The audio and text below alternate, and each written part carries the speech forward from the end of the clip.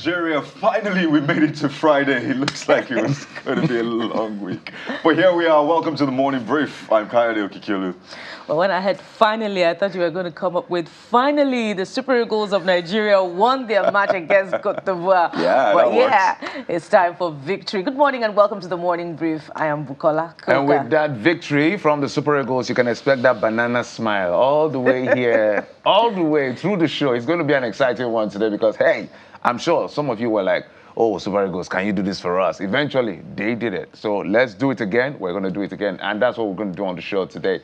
Good morning, I'm Jeffrey Uzaman. I don't know if that's why I'm grateful, but I was heading to work this morning and I just felt gratitude all over.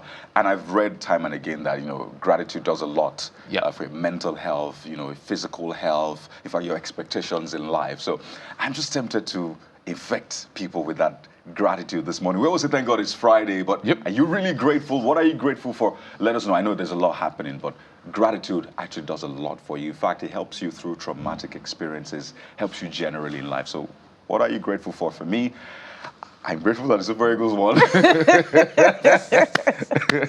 That was such a match. Because a lot of people, when I watch the Equatorial Guinea match, I was like, we should have gotten these numbers at the end of the day. But these guys were tactically ahead of us.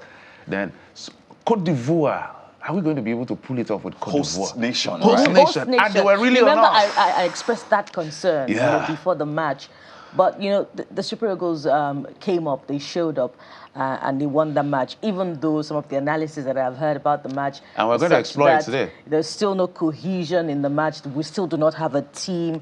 There's still no character in how the Super Eagles play. Who said that? Who said that? Yeah. Where did you read that from? Your analysts, have been saying that. I didn't say that. Your sports analyst. I love our Super Eagles. You know how we change emotions. One moment you hate, the next year you love. But the most important thing for me, I always say, when it comes to football especially, the most important statistics is not offside or red card or possession. Number of goals scored. Yeah, we secured the maximum point. Let me ask a question. 4 points, yes. Are you guys upbeat because the Super Eagles won the match? Had it was a draw, will you still be as upbeat and as distant from honest and candid analysis? Be honest. We are being honest. We're being honest. We're always honest and candid, Bukola. See, there are so many things happening in the country. And so when we have that happy spot, we make the most of it. This is our happy spot. If the Super Eagles win this tournament, because I don't have the fact, but they said there was a time we won Cote d'Ivoire different in 94 and 2013 and went on to win the tournament eventually. Maybe this will work again. I do not know. I can't say. But hey, that we won. I'm grateful. So you're picking on the positive analysis. Yes, I have to look at the positive side. That is what it is. Yeah. And good question you asked, Bukola. What if the Super Eagles played out a draw, or even lost? I know that things like that hurt us, but it shouldn't affect us too much. Our life is not about football. There's so much to life. I was reading data that grateful people experience less depression. They are more resilient following traumatic events. They have better health and the rest. So in spite of all of that, I think it's important to have that positive emotion, that positive energy. Yes, Super Eagles won, fantastic, but do not let whatever is happening rob you of gratitude, of your sense of direction, sense of exactly. focus. It's more like saying that being grateful and being excited and being happy is a buffer to some of those things. Because one of the things that leads people to depression or leads people to disappointment is because you are expecting something. And sometimes these expectations are not realistic. So somebody say, can you just make your expectations as small or as minimal as possible, but to have a very wide scope? Expect the worst or what? Rather than say, I want to achieve 100 things in 2024. Why don't you just say, I want to achieve 3 things, and then you expand that scope? Because when you have too much expectation, and there are certain things that are not under your control. You can't control Nigeria's economy. Even the president cannot control it. He just has to keep experimenting and trying his best to make sure it works. So, hey, the things you can't control, why don't you just leave it and leave it to God, And what are you guys grateful for? I'm curious. Well, I'm grateful for a lot of things, but the most important thing I'm grateful for is life and the opportunity to be able to live out my dreams every day as they come. And Kaide, brilliant day starter. Gratitude is a defensive mechanism that keeps you on the mountaintop, and it helps you to, guard against every other negatives. The things that you cannot change, you keep them at bay. But the things that you can change, you keep working hard to change them every other day. For me, I'm in a perpetual state of gratitude. Tell them. The reason is because you know my history. The reason is because I've had a face-off with health, and so when I recovered and I'm back to what I love to do, every day I'm super, super grateful, because it was not an easy journey for me, and finally I'm back to doing what I love to do. So every day I wake, I used to tell my wife, look, if you don't have money, that's not a problem. If you have good health, you can always make the money. So I'm in a perpetual state of gratitude. Every day I wake up and I'm in good health is fantastic for me. Remind me to give you guys a big hug after the show. But here's what we have for you on the brief this morning. What a match, yes, it was last night between Nigeria's Super Eagles and host team, the Elephants of Cote d'Ivoire. Nervy encounter. People were checking their blood pressure for time. But green, white, green carried the day. Who are your standout players? Do we have more lovers for Coach Pesero now? Is this shaping up to be our tournament? Well, we have eyes from Cote d'Ivoire joining us, and someone right here. Let's just walk through that match and what's ahead of us. Indeed, and we all want a look, a good look. In fact, some research has shown that attractive people are more likely to be employed and paid higher wages and generally receive more perks, and more importantly, it helps you to feel good about yourself. So how do you all look good, from about your skin? How do you feel about your hair? And those are important questions, particularly for ladies who attach validation to how they look, to how their hair looks, to how their makeup looks, and their general makeover. So we're going to be having that conversation this morning on the program. Well, that's not all the conversation we're going to have, because I know Bukola will be interested in that conversation. When I was thinking about that conversation, I said, Bukola has to lead this conversation today. Well, it's been a long week, hasn't it? And January is not over yet. I know a lot of people are saying, when will this long January be over? Yes, it's going to be over soon. But hey, whilst you're trying to wait for January to get over or be over, let's unwind together with some good comedy and light-hearted conversation to ease into the weekend. One of the nation's budding stand-up comedians joins us on the show to make sure we get a dose of laughter today on the show. I love that, dose of laughter. Plus, on the show this morning, we keep our eye on the Supreme Court, where judgment is expected in the election petitions of at least 6 or more states, including Kaduna, Rivers, Taraba, Ogun, Nasarawa, Kebbi. In fact, it looks like the list is way more than 6. Plus, updates on Tuesday night's explosion in Ibadan, the Oyo State capital, with the death toll rising to 5.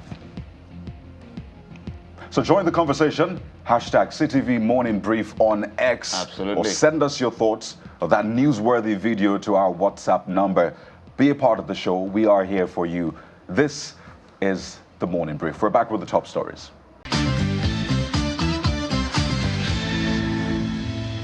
Top stories shaping the news this morning. Another body has been recovered as search and rescue efforts continue at the scene of Tuesday's explosion in the Bodija area of Ibadan, the Oyo State capital. But one victim was rescued alive after more than 30 hours under the rubble.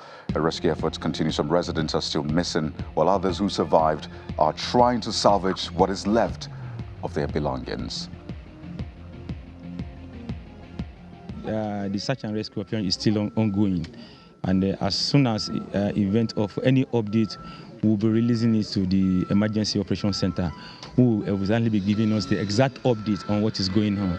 What we are doing now is to start getting all relevant informations in terms of material loss, in terms of the extent of damage, in terms of if there's still any need for, in terms of more bodies recover. So what we are currently doing is to gather those information and send it forward to Emergency Operations Office, where a daily update will be given. That is what currently we are doing now. Involved in the rescue effort says, though it is challenging, everything necessary will be done to recover those who may still be trapped. The devastation here is enormous, and you can see that whole buildings are just a pack of rubble, and it's very challenging here, searching for either those that may still be alive or recovering body of deceased persons. So, but you can see there's relentless effort to ensure that everybody is accounted for. And we're also here supervising the process to ensure that no one is mistakenly left behind, whether they are alive or they are dead. So I see a spirit of let's keep working until we're able to provide answers for everyone that is missing their loved one or those that their loved ones unfortunately have died. Keep our eyes on that one. Another Friday, another series of election petitions to be decided by the nation's apex court.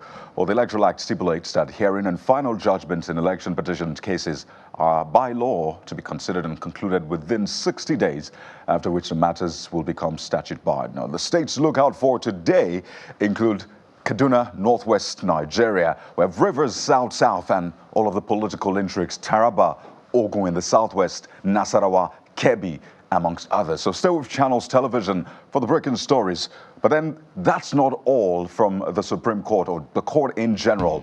Also, the former CBN governor, Mr. Godwin Emefiele, is to be arraigned at the High Court of the Federal Capital Territory today on an amended 20-count charge. That's up from the previous 6. Well, the FCC prosecutor, Rotimi Oyedepo, who confirmed to Channels TV that the fresh arraignment will take place before Justice Muazu, also disclosed that the amended charge was increased from 6 to 20 because it contains new counts relating to alleged fraudulent award of contracts to Mr. Emefiele's wife, his brother-in-law, and other associates. Security, particularly when it comes to Nigeria's oil wealth. The Nigerian army has confiscated over 3 million liters of stolen crude from an illegal refinery in Rivers State. Well, the facility, covering about 30 plots of land, was discovered during a raid led by the General Officer Commanding 6th Division of the Nigerian Army, Major General Jamal Abdul-Salam, at Akwa Odiogo in Eche local government area. Here shows of the destruction of the illegal facility and handing over of the crude oil to the relevant agencies. Definitely, this facility will not exist again. We'll contact the relevant agencies concerned because the quantum of crude oil in this place is much, which requires expert handling. We'll contact the relevant agencies so that they can come and look at it and see what they can do and know exactly what is happening. You can see this place is thickly forested. Even from the air, using helicopter and drones, you will not be able to see what we actually saw on the ground. We have discovered, based on credible intelligence, which led us to this location, we have discovered so many illegalities that are taking place here. You have seen with your own eyes. We have seen reservoirs that can contain upwards of 200,000 liters. We have discovered about 14 of them in this bush. We have discovered boilers like this, which is capable of processing crude oil. Now, COVID-19 may have come and gone, but the paper trail of the monies budgeted for the pandemic is still being traced. Well, the House of Representatives Committee on Public Accounts is asking the Federal Ministry of Trade and Investment to refund a 75 billion naira COVID-19 intervention fund to the federal government. At an investigative hearing in the nation's capital, the committee observed that it had sent 3 written invitations to the Ministry of Trade and Investment to appear and account for the funds to no avail. Similarly, the committee is asking the Federal Ministry of Health to refund 10 billion naira, which was budgeted for COVID-19 vaccine production, as it is yet to be utilized by the ministry. But there's more.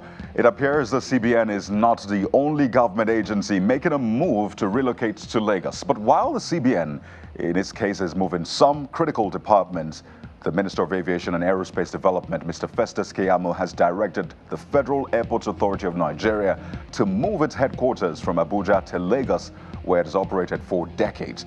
Well, a statement by the FAN spokesperson says the decision follows wide consultations by the new management of FAN with stakeholders, which also involved the unions. Now, some of the reasons are that it was ill-advised in the first place to move the headquarters to Abuja when there was no single FAN building in the nation's capital to accommodate all of them at once, and more than 60% of its activities are in Lagos. It's given the huge passenger volume of the Lagos airports.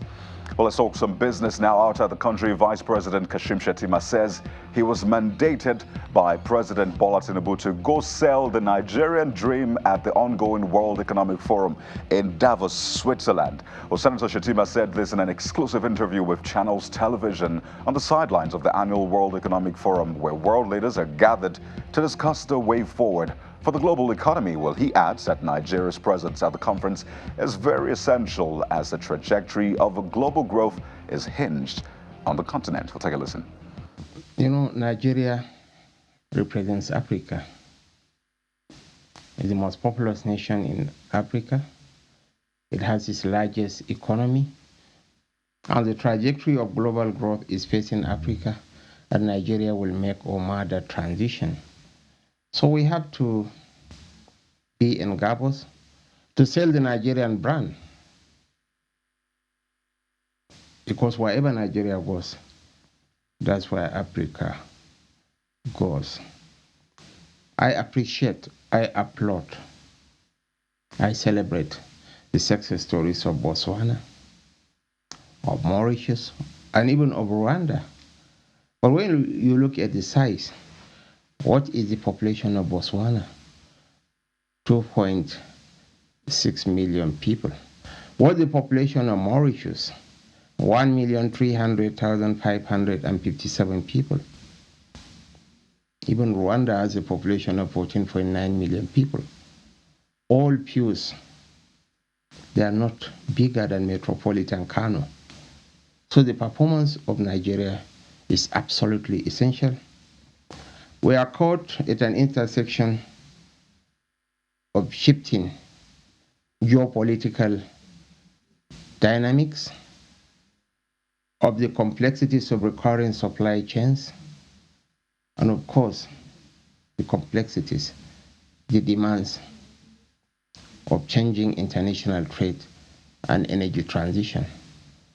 So with President Bola Ahmed Tinubu at the helm of affairs and firing on all cylinders, we have never had it so good in terms of governance.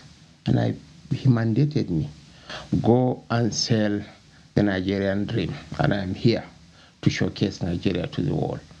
Well, Nigeria's Vice President Kashim Shettima in that exclusive interview with Channels Television. Well, let's move to some cheery news as the Nigerian Communications Commission, the NCC, has suspended the planned disconnection of Globacom subscribers by MTN over an outstanding interconnection debt dispute. Well, in a statement signed by the NCC's Director of Public Affairs, Mr. Ruben Moka, the Commission says both parties have reached an agreement to resolve all outstanding issues between them, adding that it had to intervene because the disconnection would have serious repercussions. Meanwhile, the Commission has advised that interconnect debts must be settled by all operating companies as a necessary component towards compliance with regulatory obligations of all licenses. So it appears you can call away now with no restrictions.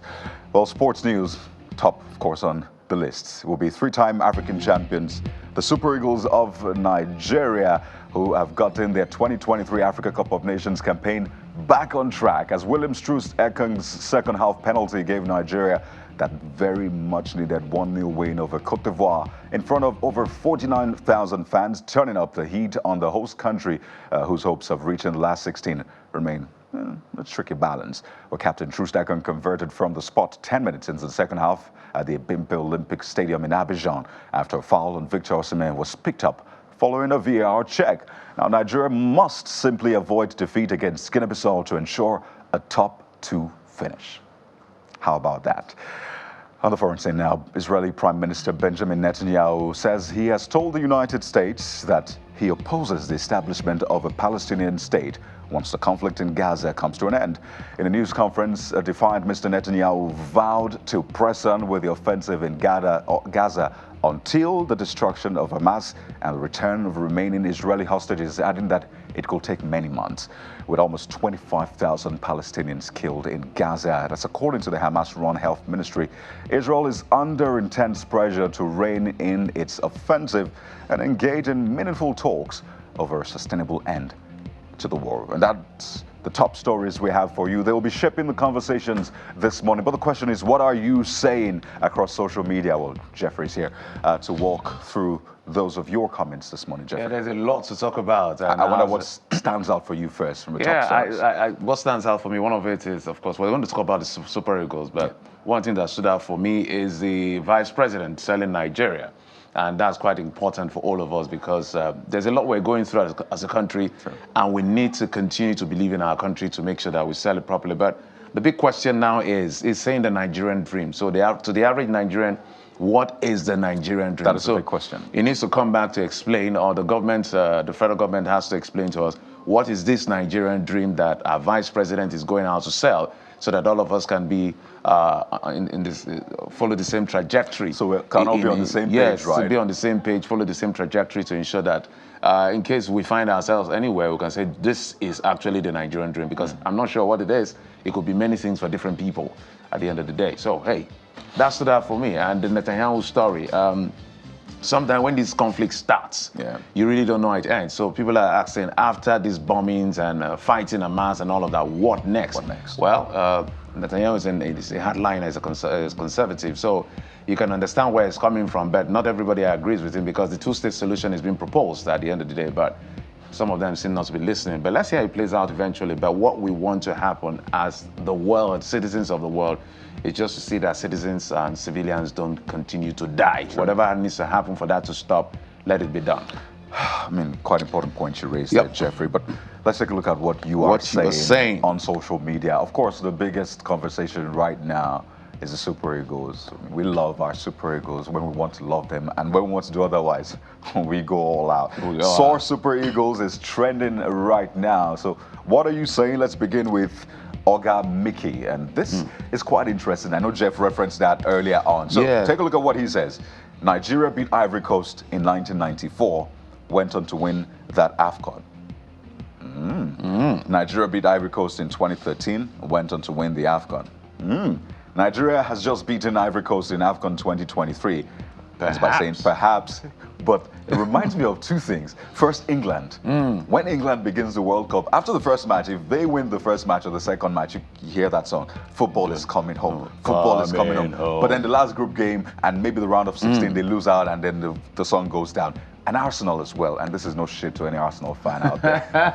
You know what? You didn't have to go there. Let me just keep that and move on to the next post on X. Let's head to the next tweet. This is from Moncals. He said, well, this is in Pidgin. Nasonwa Balitek retire Uzoho. The love portion we didn't give Joseph Posero don't finally expire today. Well, I don't know. Those are just speculation. But for those of you who don't understand Pidgin, it's just saying that, look, Nwabali seemed to have lived up to expectation because of his composure yesterday at that particular match. So Uzoho may have to work harder to regain his spot in the Super Eagles team. Absolutely. When we asked you who was your standout player, well, we have some answers to that one. And this is from Don Froshi saying, thank you, Aino. I have a grouse with some of the commentators who kept saying, Aina, Aine. I'm like, whoa, this is I know, it's as simple as that, but it's okay. We understand the language issues. So it says, thank you, Aino, giant of Africa for a reason. So a lot of people are acknowledging Aino, but that was not the only person that stood out first. The whole team did a yeoman's job. We can talk about Bassi, we can talk about Moses Simon, Osimhen, Trust Ekong, the goalkeeper. The list goes on and on. So yeah, kudos to the team. And this is quite short. This is from Ajayi Oluwatobi. Says, Nigeria, hashtag Super Eagles. That's a very disciplined display. Simple and short. Kiss, keep it short and simple. That's how it is. Well, Plateau United FC is not left out of this conversation. Yeah, they may be focused on the league, but they have this to say. We heartily congratulate the Super Eagles on their 1-0 victory against host Cote d'Ivoire. The Eagles exemplified the hard work and the resilience that Nigerians are known for. We wish more victories and glories for them because their win is our win. Don't forget Wabali, a local goalkeeper in that sense. But yeah, he's going international now. So we have quality in our local league, absolutely. So you may be expecting knocks on his doors very soon, probably, if he keeps up this performance. I love that. And this is coming from the prosecutor. Said, Ola Aino and Calvin Bassi ate and left no crumbs. They delivered their polling unit. and secured victory. This must be a politician Wow, somewhere. Nigerians. Oh, I love this. I like the sound of that. Deliver their polling units and secured victory. Lovely. I like the angle. Absolutely. So I love every that player angle. has a polling unit. Yeah. 11 polling units in Yes, all. 11 Secure polling your units. ensure the win. Yeah. Just make sure that your polling unit, like your zone, zone hold it, zone mark it, then man mark. You know like one that, other thing that I see my producer is avoiding is a banter around Ghana's match, which was the last game of the day yesterday, Ghana, Egypt. And people were saying, we're not gonna take it. Kudos to the Ghanaian team. Play on words, of course, on the goal scorer, kudos. Yeah. But I know that there's that usual banter on social media between Nigeria and Ghana. But hey, absolutely, wish our Ghanaian friends, family members the very best. Yeah, the team may be at the bottom, but it's not over until it's over. So from here, it's all love. Okay, don't mind the ex-banter and the rest. We love Ghana. Sometimes we love Ghanaian jollof, but of course we love Nigerian jollof. You're our brothers, so we can't hate on you, man. You know, sometimes the question: are they our younger brothers? We're the older brothers. I would like to say that. At least we have the population. Okay. So those are some of the things you're saying. Absolutely. On X, we're back with an analysis of the match. We have someone joining us, someone who was right there watching the games on the sidelines. And but someone here in the don't studio forget as well. to keep it coming. CTV Morning Brief, that's where you get your voices heard right here on the show. And we'll do our very best to make sure that everybody's voice, as much as possible, is heard. So keep it coming, keep it. On X, we'll keep, what do you call it now? Keep reading out for everyone to hear your say. Yeah, on WhatsApp, I forgot that part. Yeah. Our WhatsApp is also open to you. So, hey, we're going to display the WhatsApp number so we can take your thoughts and your views as well. We're back in just a moment with analysis. Stay with us.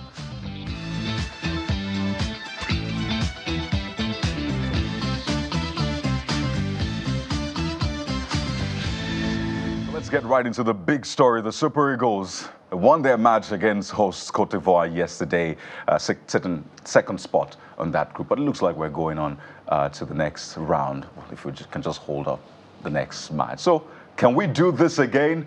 Just before we get there, let's talk about the match, what to expect. We're joined on the show to walk us through that phenomenal match by Olawale Adigun. He's a broadcast sports journalist. He joins us right here in our Lagos studio. Good morning, man. Yeah, good morning to you. How you guys doing? The smile on your face. We're happy and grateful. The smile is brought to you courtesy Super Eagles. Yeah, that's Super Eagles. And joining us virtually via Zoom is Sulaiman Adebayo, but you all know him as Puja, with the iconic tint on his beard. Good morning, Puja. It's good to have you as a journalist, of course, right there in Abidjan.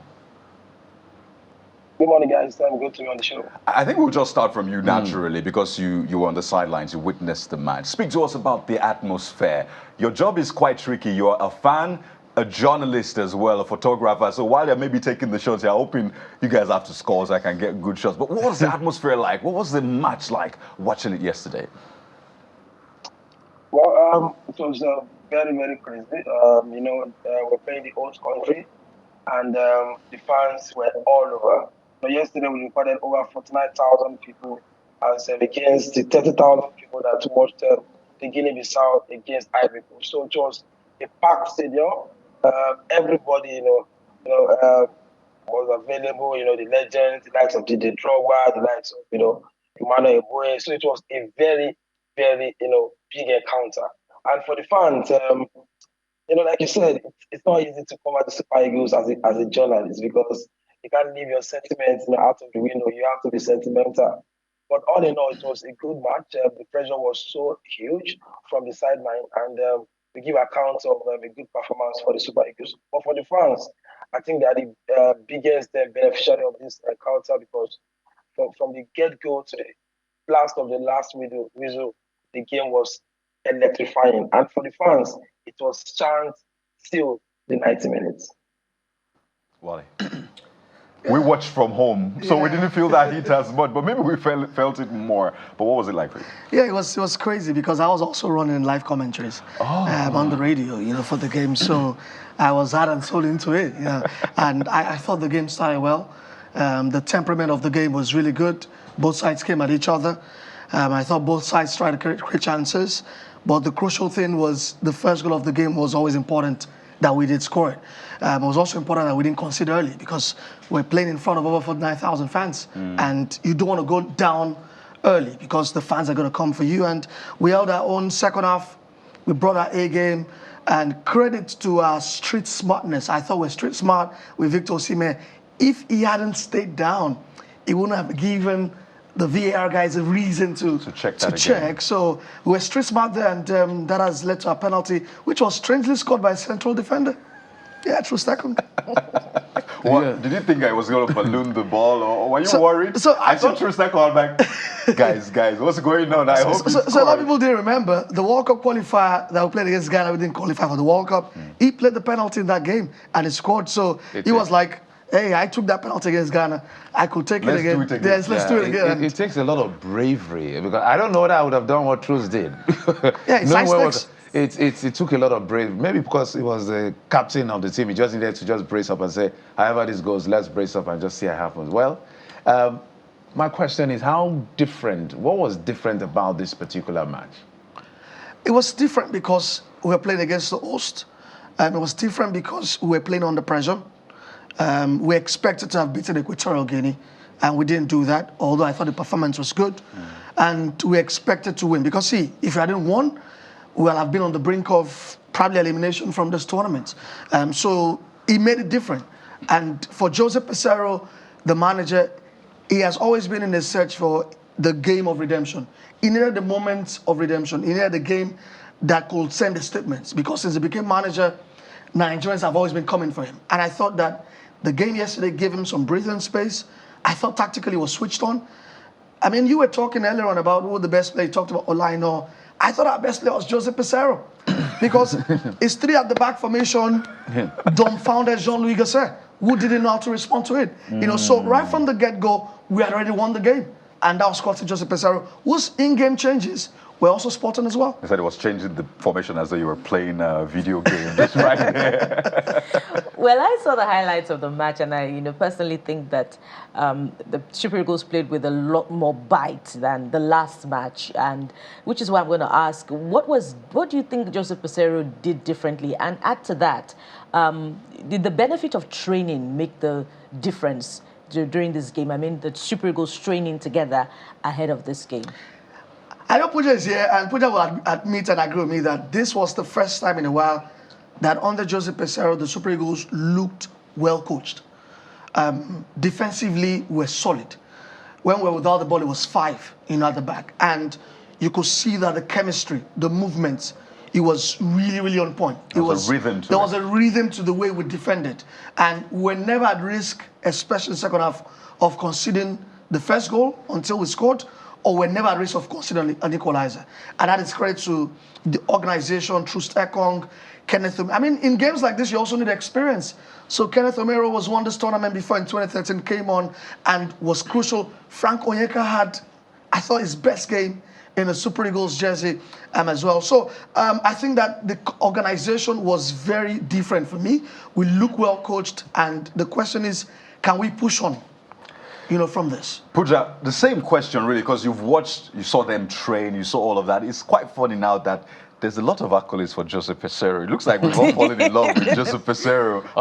Looks like his sins have been forgiven. I know, right? I'll come to a tweet which he put up. I know pocketing Fofana and the rest, but talk to us about the backstory, what Peseiro did, what you witnessed there from training to the psychology of the players. Walk us through that, Pooja. I think it boils down to what the player wants as well. Remember, after the Guinea-Bissau game, the first recovery session of the Super Eagles, the players had a separate session, from the technical team. They were talking to themselves for over 20 minutes. So it was a game of we needed to do this. So away from the manager, the players knew that they need to win, Ivory Coast, because like Olawale said, if they fail to win last night, it will be very, very, very hard for them to qualify. So the players had a personal session with themselves. The likes of Musa talked, Omoro talked, Wazin, even AFCON was a spokesman on that day. So they left them to talk to themselves for over 20 minutes before the recovery session after the Equatorial Guinea game. So the players knew what was on ground. The atmosphere was very, the pressure was so much, and we did a media party. During the media party, all of them, talked very, very, confidently. They knew what was on ground. They knew Africa was the own station. And for Posero was, kept on saying that God's givers and God. So he knew that one day God will give him that victory against Ivory Coast. And for the first time in a long while, we had a very good performance that over 90% of the players that kicked the ball yesterday had a very, very good performance. So credit to Posero, because this was the first time we are having a 3-5-2 formation under his tutelage. So all in all, the players knew the assignment, Posero knew the assignment, and of course, the fans were strongly behind them. All right, Pooja, just to follow up on that question, one of my friends, Ralph, posted on Facebook, although we don't reach Facebook on the show for now. I want to get your take on some of his observations. I said a decent, okay display. He calls it okay display from the Super Eagles. They stuck to their game plan and it worked. He said, I had my heart in my mouth when William Troost-Ekong stepped up to take that penalty, a great penalty, buried with precision. My man of the match contenders, Ola Aina, William Troost-Ekong, Stanley Nwakali, Osimhen. He also said, I don't have too much hope in the team going too far, but I hope they prove me wrong. And he said, Osimhen puts himself under so much pressure. I wanted you to respond to that observation. Yeah, talking about pressure, we spoke with Victor Osimhen at the mix zone after the game, and he said he gave the penalty to Ekong because of the pressure. Of course, remember he missed a one-on-one in the first 10 minutes of that particular game, and Ekong said you have to speak with Osimhen because Osimhen is the first penalty taker of the Super Eagles. So there was a conversation before the penalty, and Osimhen gave the penalty to Ekong to play the penalty. So on that side, Osimhen knew fully well that he has not been up to standard, in games, and he didn't want that pressure to get to him, and he gave the penalty to Troost-Ekong. On the flip side, you're talking about we are not confident in the Super Eagles. This is a tournament. The teams grow in tournaments, and what the Super Eagles have done shows that they are growing. If you know the antecedent of the Super Eagles in competition like the AFCON competition before, you know that we always start slowly. Even in 2013, we lost our first game and we went ahead to win that particular, AFCON. So Nigeria always start the AFCON in a very slow moment. So you can have your reasons. And for the players, I think this is a masterclass. I think it's not. If you are in the stadium and you are being chained down by 49,000 Ivorians, you have to give credit to these guys. Eloseko Fofana was reduced to playing short outside of the box. We knew what he did against Guinea-Bissau. He was a menace to Guinea-Bissau. But on that day, he was pocketed, like I told them, by Aino. Onyeka had the best game of his career as a Super Eagles player. We had, the likes of, Alex Iwobi doing the cleaning and forwarding in the middle of the park. And everybody did their shift 100%. Like someone said, everybody delivered their 40 units for the Super Eagles. Interesting. So the guys were saying earlier that in our team formation, Equatorial Guinea, Guinea-Bissau, our own team, that Equatorial Guinea is the best in terms of, tact and in terms of playing techniques. What are your thoughts on that? And what does it portend, for our next match? I don't think Equatorial Guinea come close to Nigeria in terms of quality. Tell them. I mean, the rankings tell us that. The eye test also suggests that. I thought we're the better side against them. They were just lucky that Victor Osimhen didn't have his scoring boots on. Zaidou Sanusi also couldn't finish. But I mean, they put up a good show yesterday against their fellow Guineans, and I think Equatorial Guinea's start also tones with the Lusophonic countries at the tournament. They've had good starts. Cape Verde. You can go on with Mozambique, who also have had a good tournament as well. But Emilio Nsue scored a hat-trick yesterday. Yeah. 34-year-old. I think the oldest man in AFCON history to do that. The last AFCON hat-trick since 2008 as well. Fun fact, Emilio Nsue plays as a left-back with his club. Right? But plays as a striker with the national team, and he banged in the goals, and looks like they will make the round of 16. All they need to do is probably just maybe get a draw against Super Eagles, or they have to get a draw against Côte d'Ivoire as well, which is possible. Even if they don't do that, they might still qualify. They've had a fine tournament. Last time out, they made the quarterfinals. So there are also no pushovers. Talk about the Equatorial Guineans. Are you sure you're not buoyed by yesterday's performance? Not really. You beat what's in front of you, right? And looks like Guinea-Bissau are the weeping boys, which I'm expecting that we should be able to do to them. They're already on home, Monday. right? Oh, they're home. They're eliminated already. Yeah, they're out. Pudra. Yeah, what do you think also? I think, if you look at the games we had in order for Costello, we had a lot of chances. Like Wale said, against Equatorial Guinea, we had over 5, clear chances, which we couldn't convert. So you can't say, we don't have bad performances under this person. That's why, he came during the press conference and said, God give it and God take it, because we have had good chances, you've created good chances under him. And, even against Ivory Coast, our first 2 chances, went to, Victor Osimhen. Even, Bright had a chance as well. Victor Chukwueze had, one-on-one as well. So we had chances in games. What we just need to do is to convert our chances. And if we continue to do that, I think Guinea-Bissau will give us more confidence. I think the boys have to go all out and send a statement to the rest of Africa that we are here to win the title. We need to beat them very well, because like Wani said, they are eliminated as well. The confidence is down, their psychology is down, and we are coming with the back foot of winning against the host country. So I think we are going all out to send a message to the rest of Africa, beat them very well, so that we set ourselves very ready for the knockout phases. Quite interesting what you said the coach said. So is it Pastor Jose Pesero now that we're saying with those quotes? But I was reading your post on X after the match. Maybe we'll talk about the Ghana-Egypt match, but let's stick with Nigeria. So you said, Aina pocketed Fofana. Lookman followed instructions. Shemi and Ekong were very solid. You called Bassi a tank. In fact, you put the fire emoji. Osimhen, lifesaver. Zaidu should tell us his job. Iwobi needs to be more dominant. Onyeka, like Loma, cleared everything. And, a lot of people were adding theirs.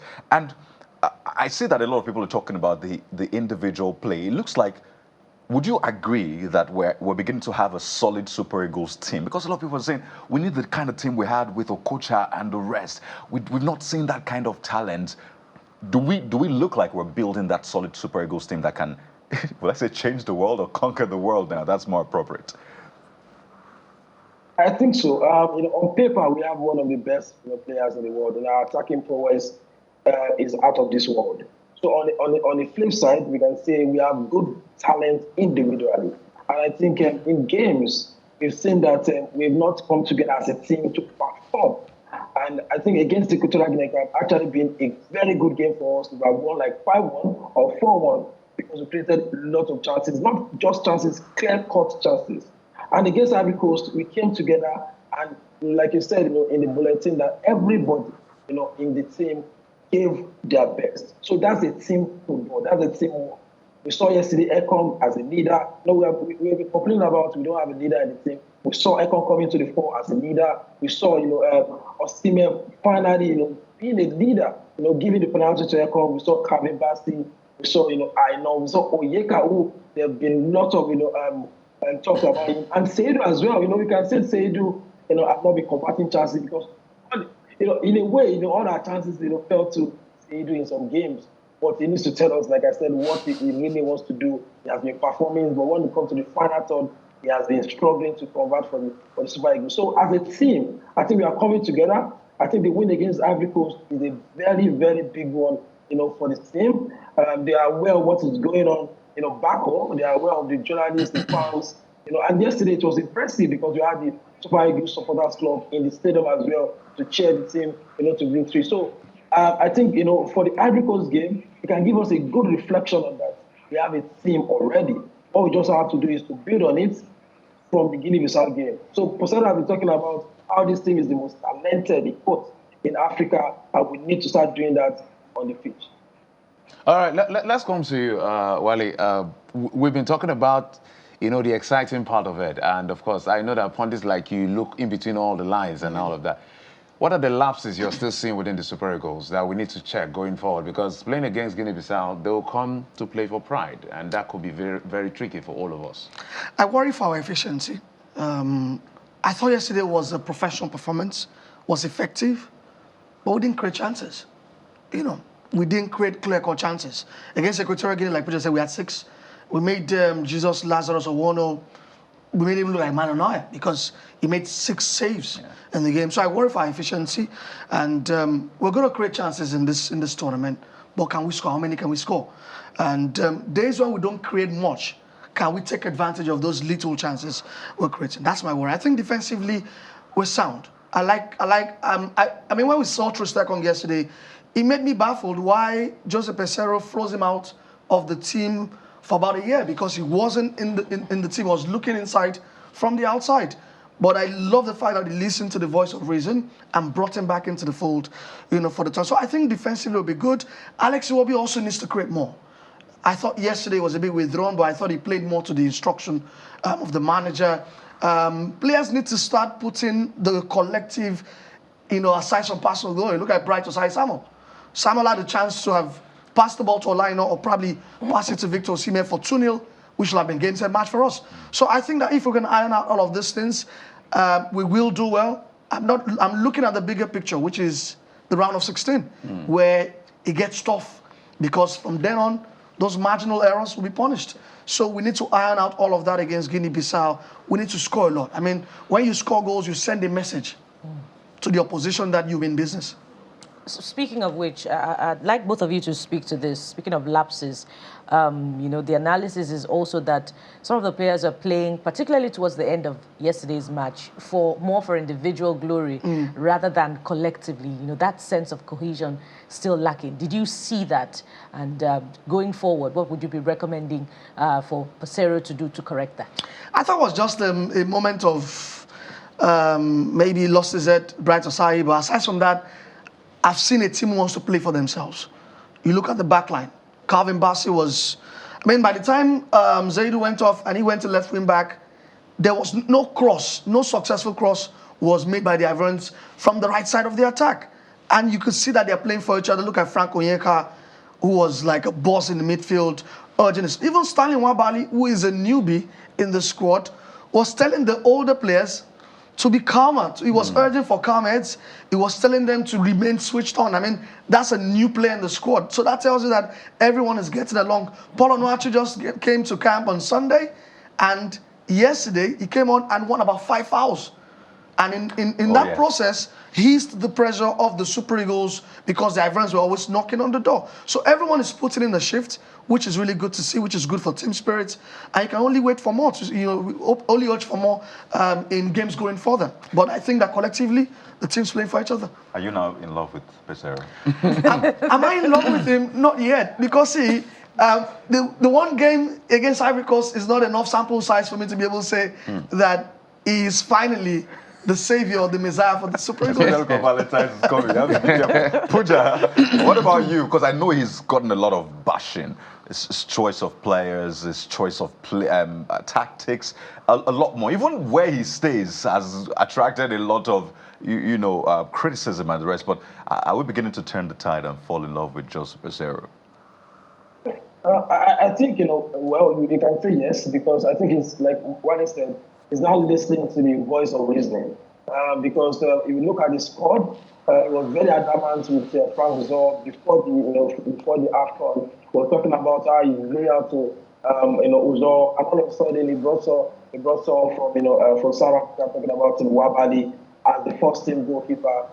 Talking about leaders in the team, he pulls out Musa, pulls out Ekong, for the past 1 year, and all of a sudden, because of the voice of reasoning, he has brought them back into the fold, and they are part of the team. So if you continue to listen to opinions, continue to listen to Nigerians, experts, I think he's going to be a very good manager of the team. And don't let us take anything away from Peseiro. The teams have let him down in several cases. Against Lesotho, we had chances as well. Against Zimbabwe and Rwanda, we had chances as well. Against Equatorial Guinea as well, we had chances that we have killed off the game, and we couldn't. If you look at that trajectory, we know that we have been doing not really well in terms of results, but in terms of gameplay, we've been doing well under Peseiro. And let me just say something about the collective of the team. I think they are playing with themselves. Like I said before, their first training session after that defeat against draw against Guinea-Bissau, they had a personal conversation between themselves for over 20 minutes. And yesterday again, the first penalty taker of the team, which of course was Victor Osimhen, told their coach to play that penalty. That shows they are playing for themselves. They know what is at stake, and of course, if you are selfish, that means you affect the team. So the collective, of the team is very much aware, and they know what is at stake, And I think, going forward, we see more of the Super Eagles around. And I'm just looking some of the things, some of the observations being made. Let me bring it to you, Wale, on the local content on the Super Eagles. Should this begin to make us look at it differently because of some of the display we have seen at AFCON this year? I don't want to burst anyone's bubble, but Stanley Wapali plays at Chippa United. South Africa. So he's not home-based. Well, although it's a project, it's a product. National. Yeah, of course. But it's a product of the league. Actually got the only yellow card of the game yesterday. For time wasting, for time wasting, which is very, he's a legend. That's enough. Anybody who knows Stanley Wapali, you should be careful. He's a time-wasting legend, and he brought that. But you make a good point that, the African game is special. And I also thought that players like Olaino, Calvin Bassey also demystified the fact that foreign-based players cannot prosper, playing African football. They looked in tune with the African game yesterday. Yeah. The feistiness of the game, the physicality, they dealt with it really well. But I would like to see more of local content in the NPF. Remember, last time we won the tournament, we won it with the base Sandemba. Sandemba. We had Godfrey Obuabono. We had Azubike Gweke. Joseph Yobo started that tournament, got injured in the first game, and Godfrey stepped in and had a wonderful tournament. I make bold to say he was one of the best defenders in that tournament. So you can never ignore the impact that the home-based players can bring into the squad. We have Leke Ojo as a goalkeeper, as well from Enyimba. I'm sure that he will be transmitting a lot to Stanley Wapali as well. So I'd like to see more local content as well going forward with the Super Eagles. Now, before we go to the Egypt-Ghana match, Kari, I know that you're headed there. What? Before that, there's a question for Pooja, actually. For Pooja, okay. Okay, go ahead with the question. Default. And he says, are the boys not getting too many distractions with the media attention and guest visits to them while in camp? Pooja, this is for you because you're around them. King by Default on X is saying, are the boys not getting too many distractions with the media attention and guest visits to them while in camp? Well, I know that that's peculiar, and we look at it differently. When we are talking about media attention, let me just bust them over here. The Ghanaian team came with a contingent of over 100 journalists, sponsored by the federal government. Morocco came with over 200 journalists, sponsored by the government.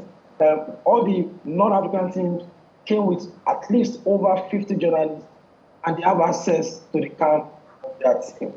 And Nigerians, most of us are freelancers, not sponsored by federal government in quotes, and we are in Ivory Coast. So the media attention, if you're talking about media attention, you should be talking about teams that have over 200 journalists sponsored by the federal government. So from us, it's all business, it's all reported, nobody's distracting anybody. When they call for media attention, media party, we went for the media party. When the time was up, we left the Super Eagles camp. Nobody without invite can access the Super Eagles camp. The only time you are with the Super Eagles at the training grounds is the official 15 minutes were approved by CAF. So there's no much, around the Super Eagles with the journalists. So what we do is the assigned time by CAF, we're well utilized by the journalists, and we do our job 100%. So about the media distraction, nobody reads the X. We spoke with the players, and all of them said they keep their phone on check. No X, no social media until the final day. So talking about media distraction, Nigerians we are peculiar. We're talking about other part of other teams. They have more journalists than the Super Eagles, in Cote d'Ivoire. Okay, interesting. I know the other side of the question was about guests visiting them, but we have to wrap up now. Yeah, hey, we didn't get to talk about Ghana, Egypt. And I'm curious about how far the Eagles can go, considering the analysis that the first two games are similar to 2013. The pointers are looking good. While you were there, you talked about a post you saw on X, and I can add another one. The two times we went into this tournament with the current African Footballer of the Year was 1994 and 2000. 1994 was Rashidi Yekini. We won it in Tunisia. 2000, we had Kanu Nwankwo. We got to the final and lost in controversial circumstances to Cameroon. And this time around, we have a current African Footballer of the Year. So the signs look good, right? I personally predicted we're going to get to the final. I'm not saying we're going to win it, but I think we're going to get to the final because we are a tournament team. We've had the most podium finishes in the history of the AFCON. That has to count for something. Yeah. And crucially, we are slow starters in tournaments. Last time we won it, we drew our first 2 games to Zambia and Burkina Faso. Beat Ethiopia in the final group game we scored late. And from then on, we beat Ivory Coast and went on to win the tournament. So it might just be the same trajectory for the Super Eagles, but I'm very confident that we can get to the final. Are we going to win it? That's the $1 million question. Okay, really the coming days will tell. But gentlemen, it's been an amazing conversation we had with you. I was worried that it was going to be a sad conversation. But we did well. And Coyote, some people are, commenting and on X. I say, good to see Adigun and Puja reviewing the games. Puja live. The Super Eagles are proving themselves to be Eagles. We're super proud. And all of that. So Super Eagles were super yesterday. Let's do it again. Let's do it again. So we're you guys are big fans. Your big fans are watching. Thank you so much, Sulaiman Adebayo, Puja, journalist. I know you look forward to Super Eagles getting to the final and winning it as well. It would be a remarkable one. Thank you for your time, as well as Olawale Adigun, broadcast sports journalist, right here in our Lagos studio. Thank you. You're welcome. So see you when we win the cup, right? Amen. One step at a time. Look at them, they're laughing. They didn't say yes. All right, we'll go to a break now. When we return, we turn our attention to something that concerns you, personal grooming. Looking good, they say, is good business. In fact, they say people that look attractive always have very good chances in life. So how can you keep your A game when it comes to looking good? Stay with us right here. It's still the morning break. Looking good is good business. There's lots of data and research to show that it actually pays to look good. Some of them get the jobs. In fact, there was one I saw that some of them sometimes get lesser prison sentence. If you look good, they realize that sometimes judges will say, okay, you don't deserve to be in prison for too long. But as of data, it wasn't conducted in Nigeria. So we're talking about that all-important conversation. We all want to look good, absolutely. So we have 2 experts joining us today on the show.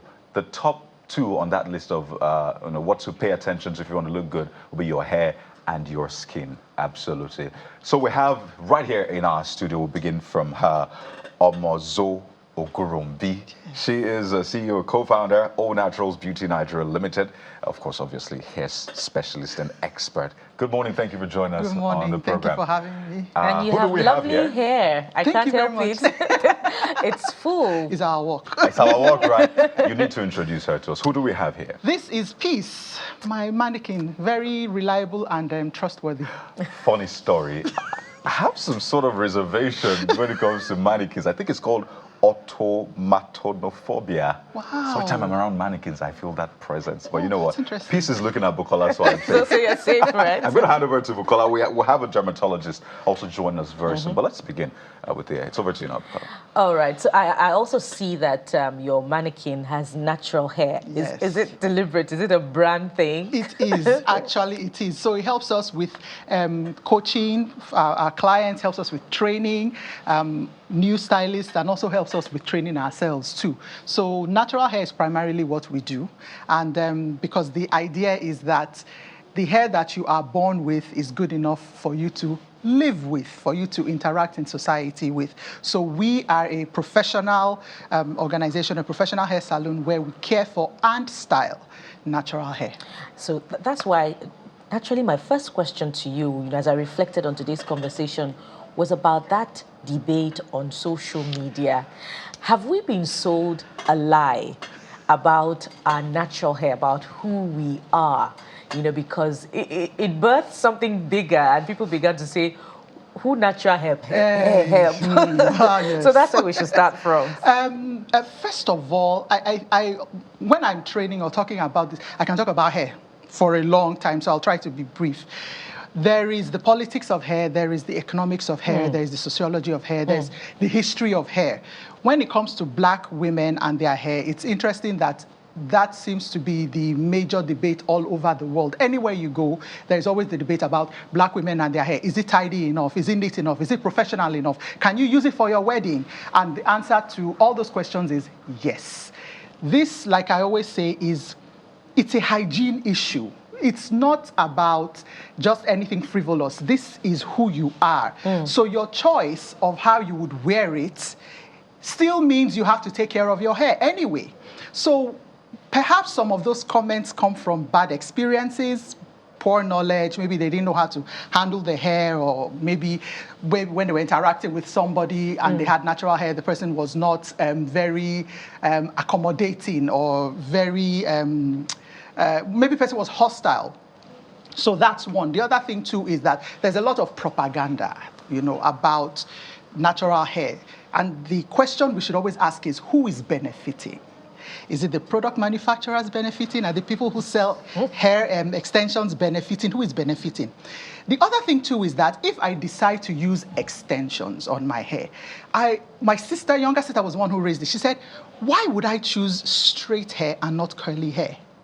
So the question about are we being sold a lie or any of those things is it's mixed with economics, it's mixed with politics, it's mixed with all of these things. So the question I always ask when I get this kind of conversations is, who is benefiting?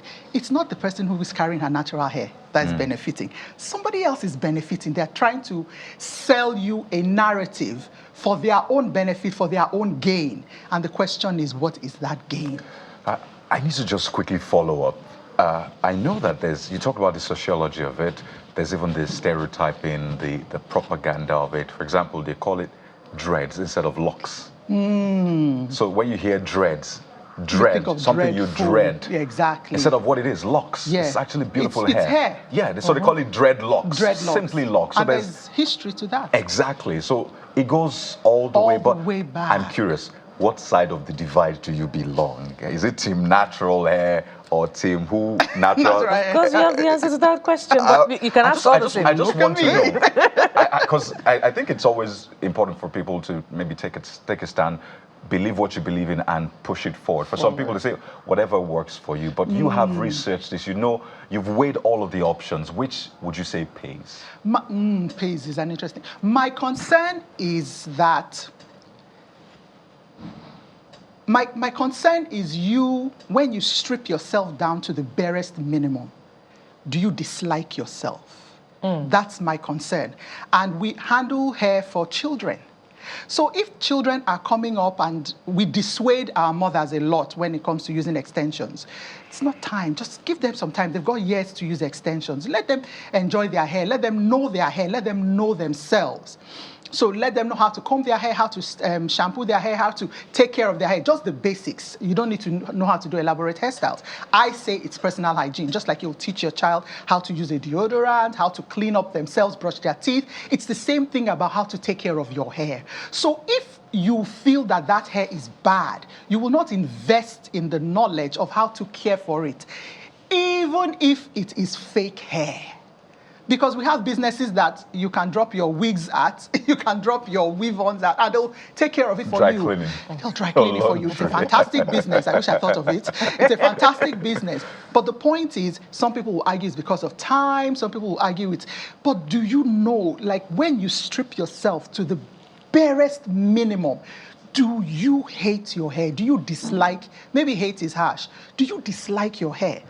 If you dislike your hair, then let's talk about that. So it's not that, I'm trying to be versatile. I want to do as much as I can with my hair. My older sister is that way. From dreadlocks to freeform to coloring to everything. Right now she has cut her hair into a short cut. So my sister is so versatile with her hair.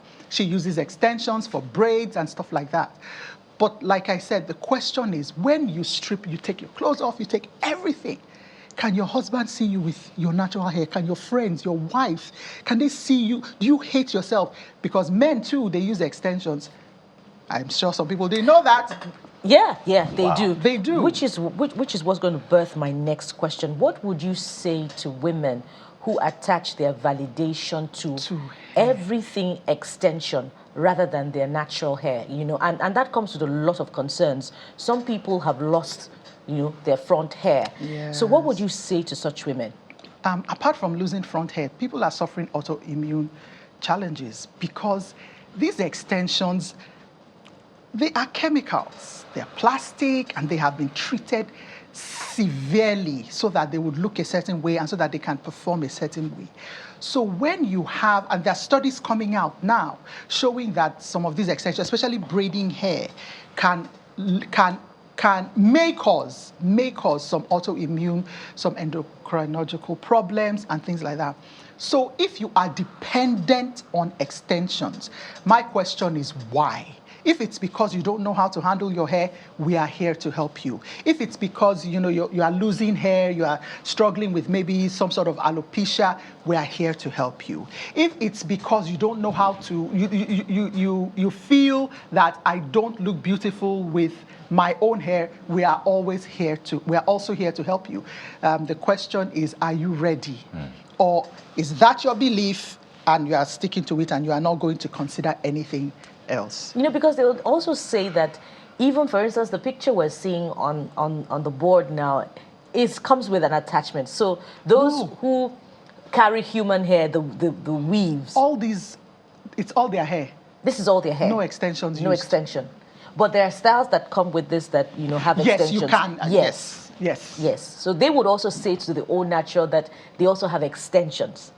Yes, we can use extensions. Like I said earlier, I'm not averse to that. You use it for, variety or for whatever reason. Sometimes it's for dramatic effects, whatever artistic, expression. I understand that. But if in your very core, you believe that your hair is bad, your hair is not good enough to be seen by others, even those closest to you, then we need to. Then it's not about hair again, no. It's now about deeper. something else. Fantastic Exactly. point you've made, and it's tied to your identity. Your hair is literally your identity. My wife is big on natural hair, even for our daughters. And I know how much work goes into maintaining natural hair, how much money goes into maintaining natural hair, some of which you would walk us through today, whether natural or otherwise. But I'm just curious to, and I'd like you to just tell us straight up, what are the do's and don'ts? And that's part of the essence of this conversation. What are the do's and don'ts of taking care of your hair? Because I've seen that our hair is way different from others. Our hair is not straight. It has that curve. It's just like our life, literally. All this twist. Woolly hair. Woolly hair, right? It has a twist and turn. Yes. Or is it kinky? For black Africans, kinky, coily. Exactly. So what are the do's and don'ts for our hair? Because we just pick a random product and say, oh, this product is trending. It should work for my hair. And my wife will tell you, no, it doesn't work because your hair, it won't flow down. It will go around. Yeah, I'm becoming an expert of sorts, She's right? doing well. So walk us through some of those do's and don'ts for our kind of hair. First of all, my philosophy is keep it simple. Okay. And one of the challenges our customers have is, they go online, Pinterest, all these places, and they see all these hairstyles, and they are like, oh, this is how my hair should look, and this is how I want my hair to look, forgetting that the DNA happens, forgetting also that some of these people have spent 5, 6, 7, 8 hours, and some of these people, it's their job to have this kind of hair. So while you are TV presenters, you are learning about it, you are developing yourself, somebody whose job is hair is spending more time than you developing that for you to want it. Back to who is benefiting. For you to want it, to desire it so that they can sell what? So now, like I said, keep it simple. And I believe that everybody should be able to, like I said, shampoo their hair, detangle it, comb it, like loosen man and it. woman, right? Everybody should. Because some men have not shampooed. Please stop using soap. Oh, wait. Don't wash your hair with soap. Even the men. Soap, bathing soap. It's Why are you looking at me? Look at other people. Bathing soap is for bathing. Right. Please use a shampoo. Wow, okay. You heard So that, guys, right? have you heard? What? Have you heard? We're talking, there's a shampoo. I'm sure he uses shampoo, with his wife at home, who is teaching him. And she's There's like watching, a by the whole- way. So maybe there'll be a shampoo in the bathroom The greens, by this evening. I'm not going to mention, but go ahead. So, first of all, keep your hair clean. Oh dear, please keep your hair and your scalp clean.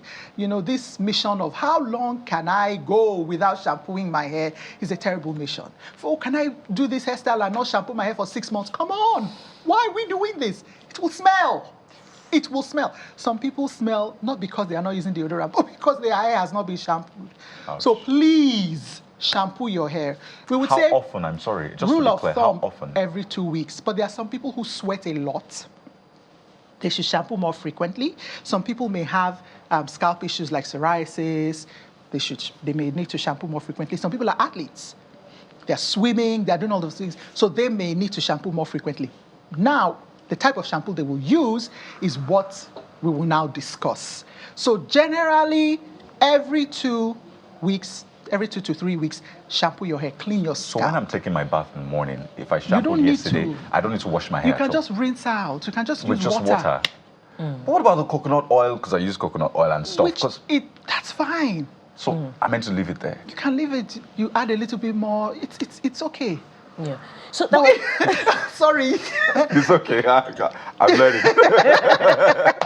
So you need to do that. Then you also need to use a leave-in conditioner because of our type of hair, because it dries out very quickly. You may need to use leave-in conditioners frequently. Yeah. Then you also need to what we call seal.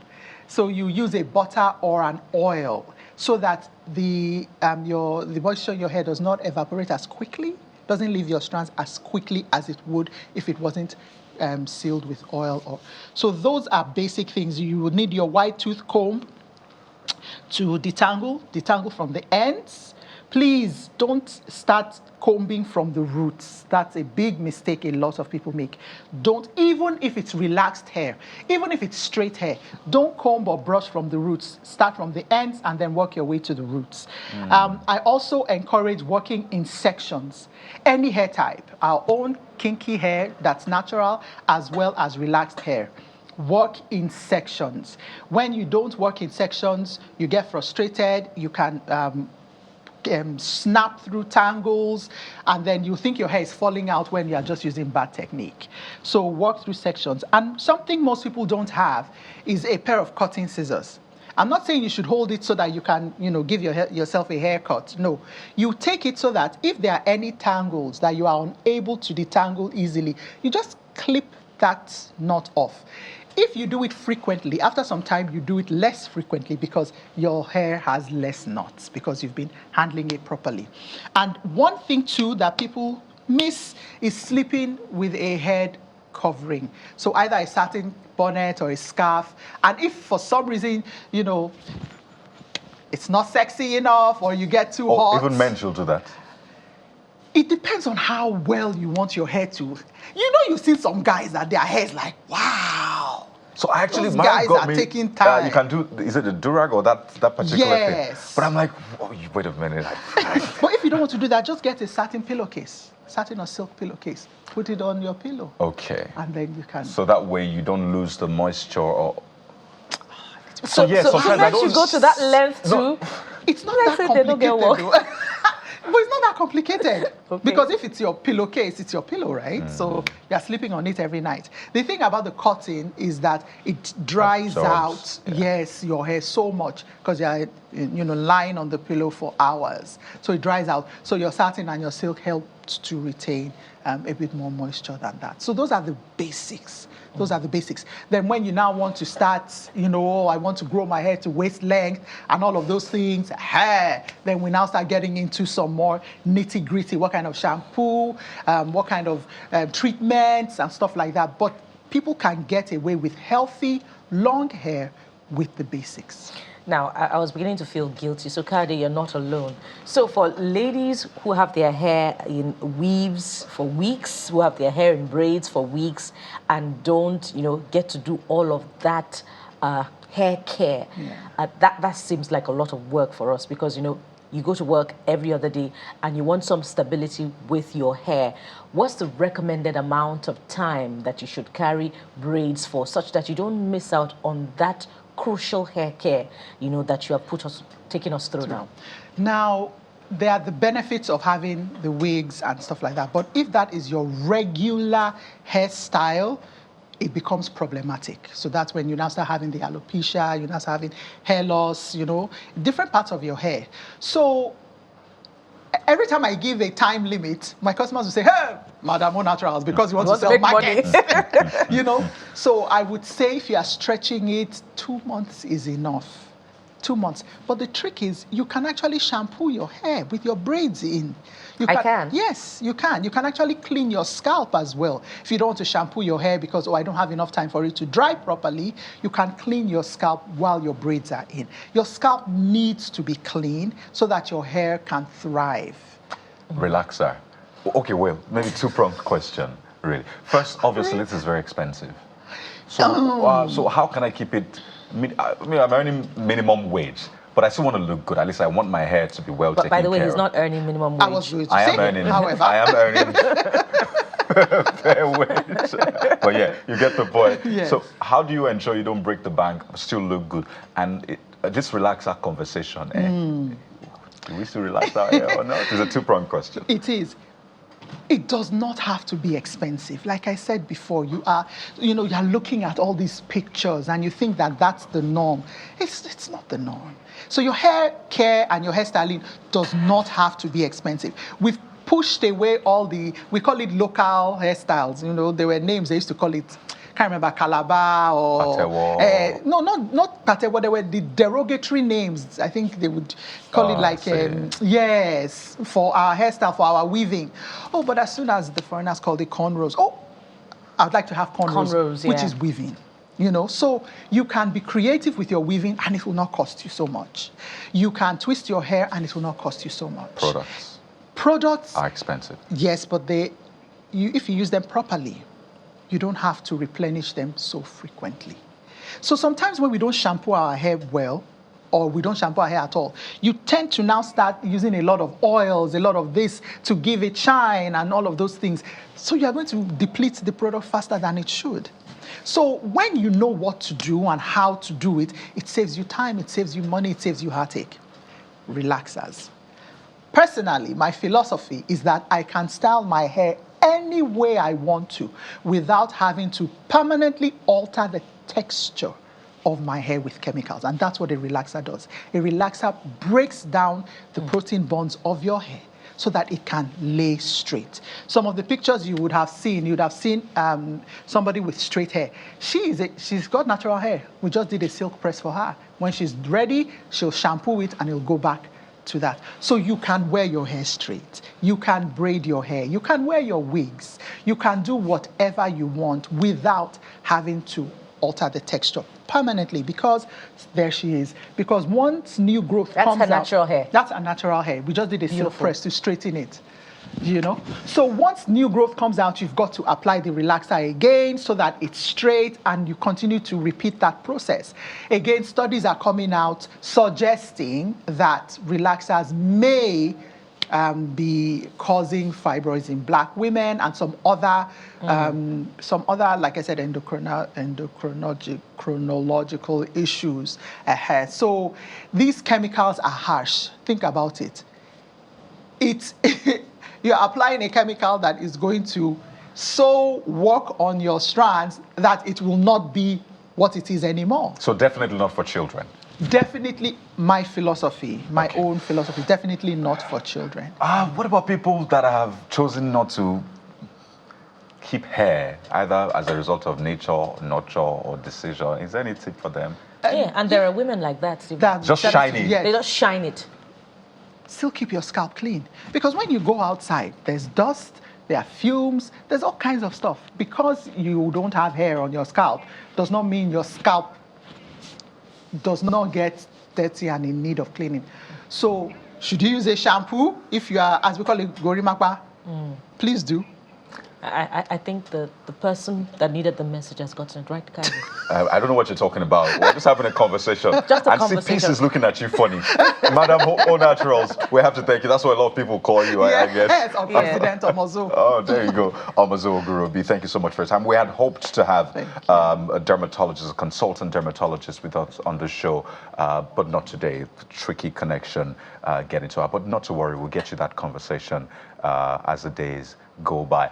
So if you've got questions for her, you can send them our way. We'll push them to her, and then she'll get to answer the questions. #CTV Morning Brief. So that's what we have for you on this, part of the divide. We'll go on a quick break now, and when we return, we'll have something to cheer you up even further. Stay with us right here. It's still the Morning Brief.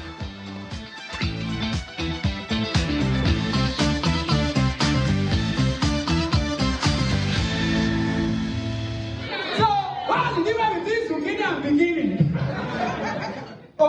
how does zucchini look like? I don't know it. I testify to it. Oh yeah, now like finish the line. No, you must finish this line when no. Zucchini is what?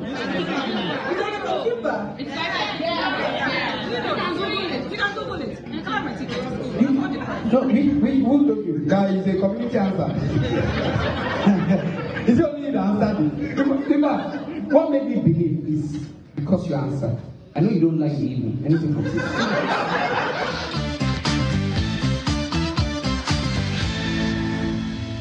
Welcome back to the morning brief. I missed out on the conversation with the hair. Well, I will ask my question some other time, but hey, we're switching gears now to something quite exciting, which is why I'm laughing. You saw that video clip by the young man they called Temitope Shomoye. He's known popularly as Honey Tongue. I hope I said that correctly. Honey Tongue. Okay. So he's joining us right here in our Lagos studio. Mr. Honey Tongue, thank you so much for coming on the program. It's my privilege. Well, I'm sure that you would like to introduce yourself properly. I just mentioned your surname and your stage name. So maybe you'd like to tell us who you are to the wider audience of Nigeria. Okay, so basically I'm a comedian, stand-up comedian, primarily, then branching out to many things. I sing, I have live band, like a real live band. I mean, a real life band. You know, so I have a live band. I sing, I act, I do skits. I do everything within what I know how to do. Basically, entertainment. Basically, and I write for some people too. Codedly, I write scripts. I write adverts. I write. You know, I'm an entertainer basically.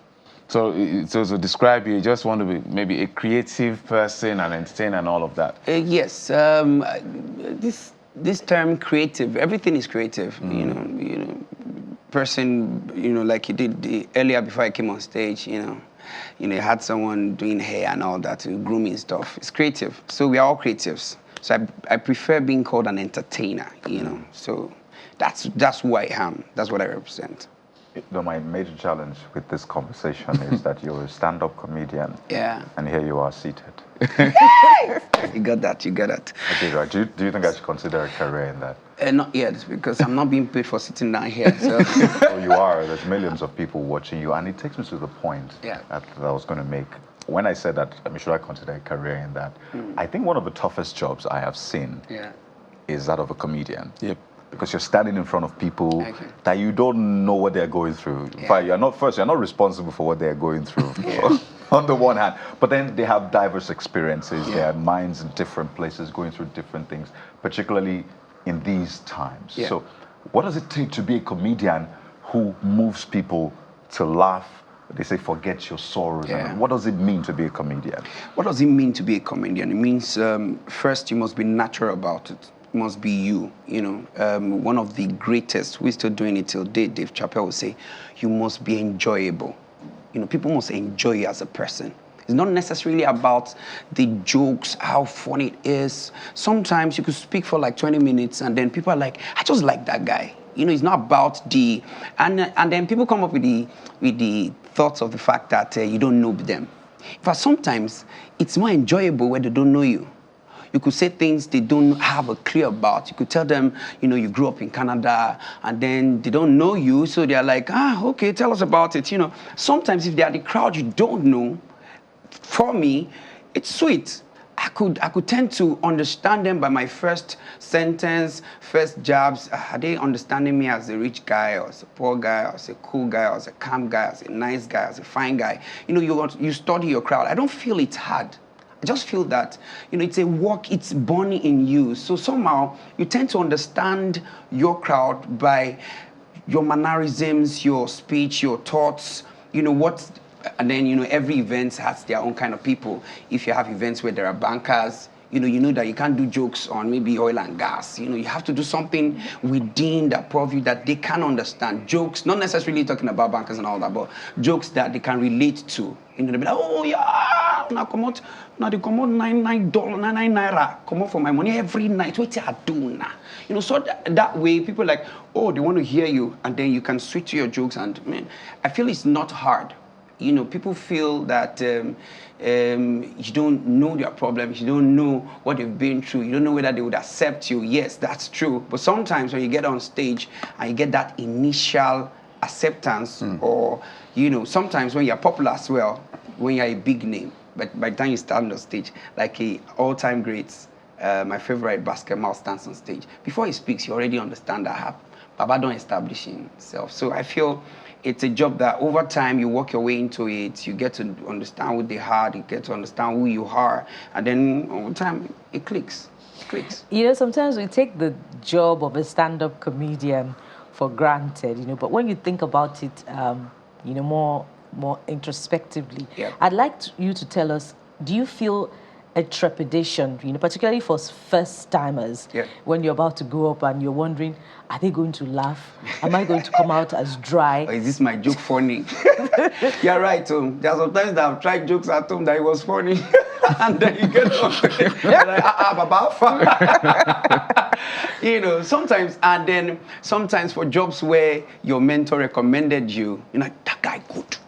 Forget, that guy good. So in your mind, you're like, let me just get down. The guy, come, you're good, forget.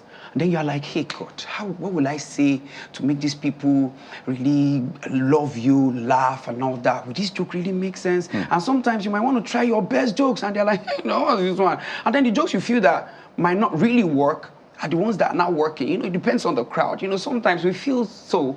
And most especially when there are people of maybe high caliber in quotes, where you're like, what can even make these people laugh? You know, you really can't pick it until you get there.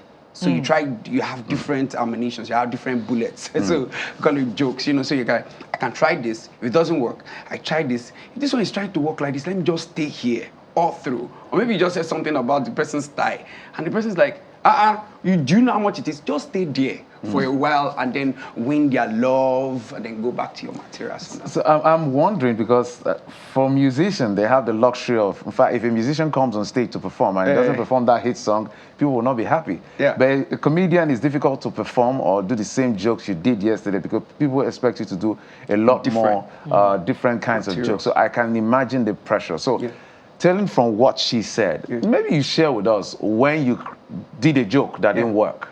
I did a joke that was like an icebreaker. Can you do that for us? Yes, I did. Okay, so I have material on same-sex marriage when this same-sex was in like an in thing. It was at, I think, 2005, 6.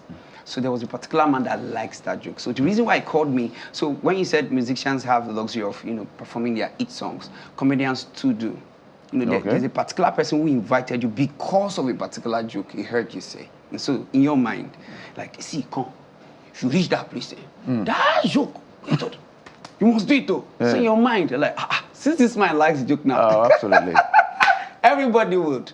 And so you most times you want to start on that joke so that, you know, you have a big laugh and then you enter. Okay. People love God. I'm sure we have some. I'm sure you have some. They didn't laugh. I'm sure. They didn't laugh. I it was crazy. But when I started... Oh, boy. Because I didn't understand. I was in Abuja, and it was not a place where such a thing, they laugh about it. It's not... they don't joke about that particular topic. So I didn't... The man liked it, but they didn't like it. So when I started, in fact, the first sentence first turned them off. Wow. Only the man was watching. So in my mind, so was the man laughing? He was, but he couldn't laugh again because... You're sort of like a mad person. You know, you're not like, now leave it go. So how did you handle it? So I had to, in between the gist, somehow I tweaked it. Like, I had to make them appreciate the fact that I don't like it too. I don't send it to that person. Send me message. I just in my whole hand like that. I won't forget that one. Okay, so I I had to enter a different topic entirely. You know, talking about the fact that there's something I do most times. I'll tell you that I had to do like a crowd control kind of joke where it's a call and response. You know, you just tell them, okay, look at me head to toe. Tell me, if I wasn't giving birth in Nigeria, what country do you think would fit me? So some people start to Afghanistan, Iraq, So that one I had to get their attention back, but it was really off. You know, when you have a rock silence, as a very calmness, I couldn't hear. If you drop a pin, I can hear. So the man was like, who? I said, nah, you, in my mind, like, nah, you caused this thing now for just another one. So it comes up like that. I think that joke you made, we have it. Let's take a listen to how he performed that particular joke. Bros, do to the person by your right side and catch fire. Ladies and gentlemen, I just want to ask you a very simple question. If you look at me head to toe, don't look at me very, very well. If they did not give birth to me in Nigeria, what country do you think will fit me? I don't know. So you said they said Afghanistan, right? Why would they say Afghanistan? What would you say? What would I say? What would you say? I would say we love you here in Nigeria, really. Apart from Nigeria. Maybe I'll be the terrible audience. I'll say, no, we die here together. I'm not going anywhere. As they always say. Well, it's just an expression here in Nigeria. It doesn't literally mean we die. Okay. But I heard you say 2005. Yep. And it just hit me. That's what, 17, 18 years Yes. ago. I'm not going to ask how old you are, but how long have you been into this? How did you get into this? You obviously went to school. Yep. You maybe studied. I'll be shocked if you studied medicine. I almost did. You almost did. But I ran away from home. So I'm just curious, your story. I know the story of a lot of Nigerians is you start off doing something else in school, and then you find your passion, and you pursue it, and you do great at it. So how did you find this? What about your parents? Is this profitable enough for you? I don't know if you could just get personal. Okay, so I studied agronomy in Lautech, Ladoke Akintola University of Technology, one of the best schools in Nigeria. I'm glad you said one of the best. Okay, one of the Because there's the best, there's the first and the best, and then there's one of the best. So I studied agronomy. Somehow my dad wanted me to be a medical doctor. To him, I'm very caring, loving, So he felt I would be a very good medical doctor. So for years, writing jam and jam writing me back there, my brother. You did not pass. So it took me like 3-4 years, and then I got admission, and then it was agronomy. And then the good part, or let me say the good part for myself, was that I met a pastor in school who just was staying the next room to mine. And I have an habit of always doing like a review of what happened during the day with my friends. We were like 6, 7. So I just want to tell them what happened in my full class where we were just jam-packed. Billy, what happened today? Oh God. I wasn't a comedian. I wasn't even intending to be a stand-up comedian, but I just like talking about what happened during the day. And then he was in the other room. He said, according to him, he couldn't read for like some minutes into hours that I was talking. So he had to just leave his room, come into the next room. Like, who is this guy talking almost Mondays to Fridays? He's always talking. And then he came in and said, I said, good morning, sir. He said, please, can I see you? I went outside. He said, okay, I'm a pastor of a church, blah, blah, blah, blah, blah. Can I see you talk and all that? We got talking and he said, try pursue a career in comedy. I said, what's comedy? I never knew what comedy was. I was an indoor person. So I was more of, my dad is a professor, so you can understand my kind of home. My dad is a professor. My mom is a teacher. So you can understand our kind of home, where you read morning till night. You can't come home with 7/10 and be rejoicing. 9/10 and say you try. They must be proud of you right now. So it's more of like a 10/10 or nothing. As you are bringing your own, you are checking before you get to, very good, today's sweet, So it went on like that, and he wanted me to be a medical doctor. So for 3 years, I had to leave the house from 100 level to 300 level because I started finding fulfillment doing that comedy stuff. So I started googling about people. That was 2004. The man I told you who is now my pastor, now said, can you get a name? Because Temitope looks like a general name. So I had to start researching. I got out like 100 names. I said, what name do you think will fit me? Look at me. Say, T funny. I'll write it down. What name do you think will fit me? Just guess. You just give me a name. So I started writing out like 50 to 100 names. And then out of the 100 names, I started writing it out into sheets of paper, and then I'll give people, choose one out of the 10 that you feel amongst different people. So this went on for like 6 months. This is democracy. So it took you like 6 more months. than 6 months before you got a name. Yes. That's like appointing So a when cabinet. I came back 2005 to school, we had a long break. We had strike that time. So I came back by January, February. Then I told the guys, I said, my name will be Oni Tom. They're like, hey, that one go fit you. But as that Oni brought you money, which is where I also want you to speak to, because comedians have personal struggles. People see you make others laugh, and I just wanted to speak to that. Is it profitable really for you? It is. It is very profitable. If you are good at what you're doing, very profitable. One of the good things about comedy is that some people get so addicted to you that they call you for virtually unreasonable things sometimes. Like, we are opening house, so you go come. You're like, no problem now. Baba, you know the bill now. No, wala. It's very profitable because when you are good at what you do, some people are so addicted to you. They love what you do. Before you get there, it might take a while. Honestly speaking, it takes a long while before people start accepting you, loving you. Oh, I have somebody else who does it, but let's just help you. And they feel like when you come on board, they're the ones helping you. They feel like when you show up at their places or at their events, they're also helping you. Yeah, they're helping you, but you also help yourself by promoting one or two things that you do there. You know, understand? So it's very profiting. I do no other job apart from that. Well, I wish you would tell us exactly how much you make. The way you're looking at me, I sense you're good.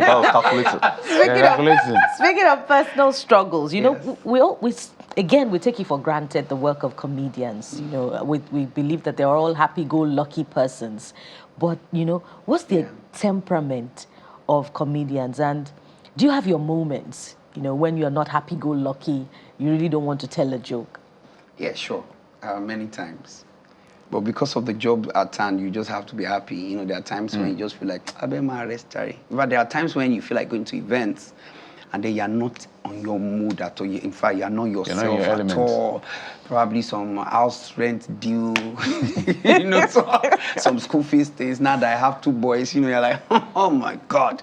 And then, but something happens when you just hold the mic. You know, it's as if you've forgotten everything you're going through.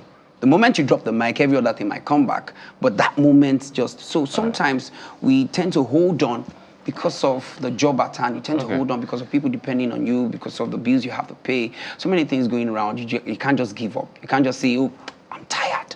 But sometimes you feel tired.